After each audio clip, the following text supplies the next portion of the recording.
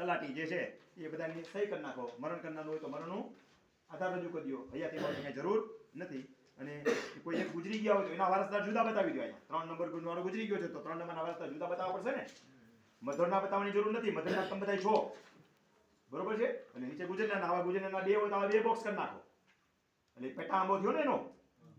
અને પછી જે છે નીચે સહી કરી નાખો, ફોટો ચડાવી દો અરજી કરીને. એટલે વારસાઈ આંબો તમને આ રીતે તલાટી કાઢી દેશે વારસાઈ આંબોના નમૂના મુજબ. હવે અહીંયા એક ખાસ ધ્યાન રાખજો, વારસાઈ આંબો કરાવો ત્યારે દીકરીઓ હોય ને બેનો, કુંવારી હોય તો કાંઈ જરૂર નથી. મેરિડ હોય તો વાઇફ ઓફ કરાવવાનું ભૂલશો નહીં. તો જ એને ખાતેદારી કામમાં આવશે. તમારા પોતી ખાતેદારી હટી તો જશે, પણ એની વારસદારી ખાતેદારી તૂટશે, નામે ચડાવી દે ઓલા. પણ ભવિષ્યમાં ખેડૂત ખાતેદાર સર્ટિફિકેટ બનાવવામાં મુશ્કેલી ઊભી થાય. એટલે ત્યાં વાઇફ ઓફ કરાવી લઉં. રિસેન્ટલી હમણાં જ દાખલો બતાવું. 4 દી પહેલાનો કાલ મેં બધાને બતાવ્યો હતો આંબો કાઢીને, બરોબર છે. પુરાવા સાથે બતાવ્યો હતો કે 4 દી પહેલા જ એક જણાએ, અહીંયા મારો ચાહક છે, ઓળખતો નથી હું, વાણિયા છે, એ મારી પાસે આવ્યો કે હાથે કામ કરવું છે સાહેબ, કરોડપતિ છે, લક્ષ્મી ફર્નિચર મોટો શોરૂમ છે, મારો વિડીયો સાંભળે છે. મને કે સાહેબ આમાં આપણને કાંઈ હાથ નંબરની ખબર પડતી નથી, આપણે આમાં વારસાઈ દાખલ કરવી છે. કરાવડાવી દો તું, તારે મહેનત કરવાની.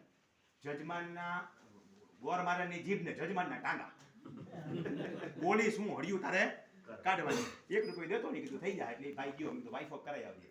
એ ભાઈ પોતાનું વાઇફ ઓફ કરાવ્યું અને હાડુ ભાઈનું ન કરાવ્યું.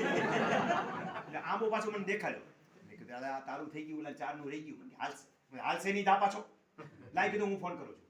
ઈની આંબામાં પાછા નામ દાખલ કર્યા ને, જોયું ને તમે, જનરલી કરીને બીજો આવો જોઈએ. ઓલા એમાં એમાં કરીને કે લાઈ લે મારે કામમાં આવશે રે કોપી.